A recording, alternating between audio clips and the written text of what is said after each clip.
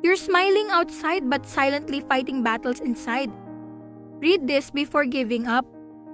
Some seasons drain you, financially, emotionally, mentally. Pero baka hindi pa tapos si Lord sa story mo. Jeremiah 29:11 says, "For I know the plans I have for you," says the Lord. Hindi aksidente na nandito ka pa. God still has plans for your future. You are loved. You are not alone. And better days will come. In Romans 15:13, it is written, "May the God of hope fill you with joy and peace." Kahit magulo ang paligid, God can still give peace inside your heart. You don't need to have everything figured out today.